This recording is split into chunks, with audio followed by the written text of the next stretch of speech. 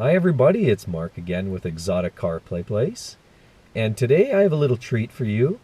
Firstly, before we get to that though, I just want to thank all of my subscribers out there. I really do appreciate everybody who's followed me along through thick and thin, through all the different videos that I've created, because I've created a lot of different content, and some of you folks out there love the BMW content, some of you guys like the Lambo content, some of you like my reviews, some of you like the Porsche information. So I want to thank you again. I really want to thank you guys for following. Thank you for sharing my videos. And thanks especially for sticking around.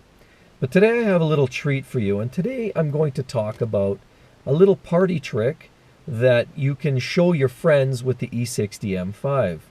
And that happens to be launch control. Now, launch control is available in the E60, was not available in the E39 before it. Doesn't mean the E39 isn't a spectacular car. It's still loved by many out there, but this is just one of those little extra tricks that an E60 has up its sleeve, and I want to share that with you. And that, again, that's launch control. So I'm going to walk you through step by step how to activate launch control, and I'm going to finish up with what that actually looks like when you wind it up. So first thing I want to say before we get started, everybody, please make sure you do this in a safe and controlled manner, preferably on a racetrack or other equivalent. So that's the main thing. We want to, above and beyond everything, be safe when we do this, okay? Secondly, you have to understand when you do this, there is excessive amounts of wear that is imposed on the clutch, the gearbox, the differential, and the tires. So when you do this, understand that you are applying an excessive amount of wear every time you do this. And if you're worried about warranty or anything like that, just remember every time you activate launch control, it gets logged into the ECU and the dealership can pull that up. So if you're looking at a warranty concern or something and you're trying to collect on it, they can call you on that. So again, be careful. If you have no warranty, it doesn't really matter. But again, it does hit you with excessive wear. So I would limit the number of times that you really do this. Don't hit it too many times, but it sure is a lot of fun to try it once or twice. Slide it over to the right, and you want to ensure that it activates the big 1. So it's out of D1. You want to go from D1 into 1. That's going to put you in the sport mode. That's your first step. Your second step, be sure to go down below and activate the button. Stroke the button to the right, the gear shift change button that has the little dashes on it. Activate that, push that button maximum times to the right so that you have 5 bars displayed on your screen. Next thing you need to do is activate the power button. The power button is actually going to take you from the default 400 horsepower mode.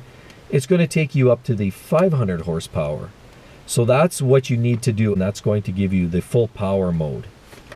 After that, your next step is you want to deactivate the DSC. The DSC button is basically your traction control. Now when you do this, take caution. The reason for traction control is for obvious reasons, to keep the car stable and to keep it on the road. What you'll notice, as soon as you do that, you'll notice there's one more 6th available open hollow bar on your dash. So you give that one more stroke with the transmission shift button. Press to the right one more time, then you illuminate all 6 bars. Then the other thing is EDC. You can operate the EDC, so the electronic dampening controls, you can hit that any number of ways. Do you want the back end a little tighter? Do you want the back end a little softer?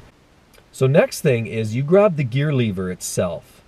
And what you want to do with that, of course, you put your foot on the brake. Put your foot on the brake, grab the gear lever, and when you grab the gear lever, make sure to move it in the forward direction, and you want to move it in the correct location and hold it. So you're holding the brake, you're holding the gear lever forward, and you're getting ready for launch. Okay, so after you have done that, your next step, of course, you're holding the gear lever, quickly change, drop, take your foot off the brake, put your foot on the gas. Put your foot down fully to the floor, and you'll feel a click at the very bottom. If you haven't, you probably haven't hit it all the way. Don't be scared now. And it should limit the RPM. And if you have a US spec model Unfortunately, you've got the dumbed down version of the launch controller, which unfortunately limits that rev to 1500 RPM.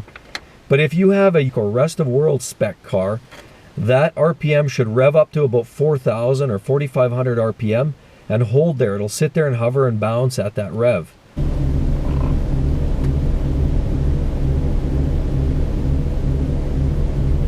The next thing is let go of the gear lever. So here we go.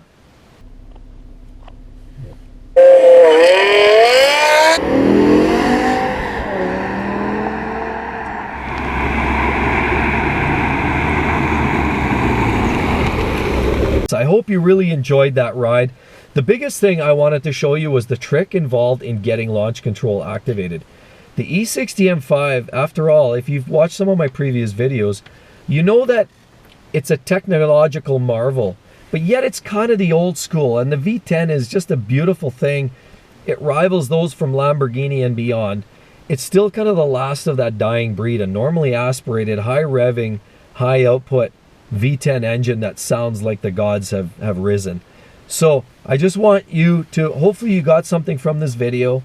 And again, please, if you could subscribe, share with your friends, and definitely leave some comments. And I hope this helped you. But again, please guys, exercise maximum caution.